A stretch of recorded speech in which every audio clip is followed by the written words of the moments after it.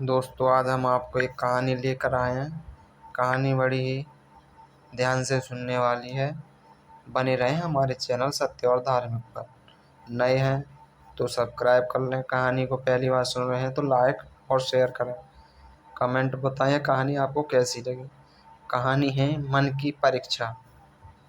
चलो शुरू करते हैं कहानी को बिना देर किए हुए। एक बार श्री समर्थ रामदास जी सितारा जाने के क्रम में बीच में एक गांव में रुके। साथ में उनके शिष्य भी थे। श्री समर्थ को उस समय भूख लगी। शिष्य ने कहा, आप यहीं बैठे, मैं कुछ खाने की व्यवस्था कर लाता हूँ। रास्ते में उन्होंने सोचा कि लौटने में देर हो सकती है, इसीलिए क्यों ना पास खेत में लगे कुछ भुट्टों को उखाड़ लूँ। उन्होंने खेत में 4 भुट्टे को ही उखाड़ लिया, तोड़ लिया। जब उन्होंने भुट्टों को भूनना शुरू किया तो धुआं निकलते देख खेत का मालिक वहां आ पहुंचा। भुट्टे चुराए देख उसे गुस्सा आया और उसने हाथ के डंडे से रामदास को मारना शुरू किया। शिष्य ने उसे रोकने की कोशिश की, पर श्री समर्थ ने उसे वैसा करने से इनकार कर दिया। शिष्य को पश्चाताप हुआ कि उनके कारण ही श्री समर्थ रामदास को मार खानी पड़ी। दूसरे दिन वे लोग सितारा पहुंचे। श्री समर्थ रामदास के माथे पर बंधी पट्टी को देखकर शिवाजी ने उनसे इस संबंध में पूछा तो उन्होंने उस खेत के मालिक को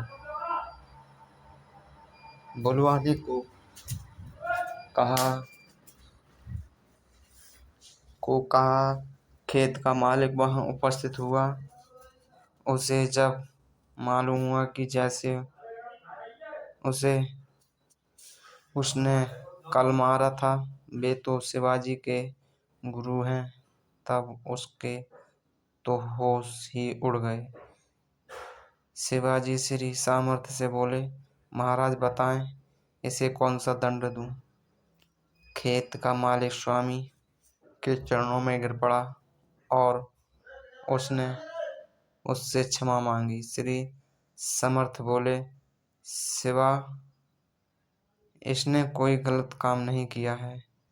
इसने एक तरफ से हमारे मन की परीक्षा ही ली है। इसके मारने से मुझे यह तो पता चला कि कहीं मुझे यह अहंकार तो नहीं हो गया कि मैं एक राजा का गुरु हूँ जिससे मुझे कोई मार नहीं सकता। अतः इसे सजा के बदले कोई कीमती वस्त्र देकर इसे ससम्मान विदा करो। इसका यही दंड है।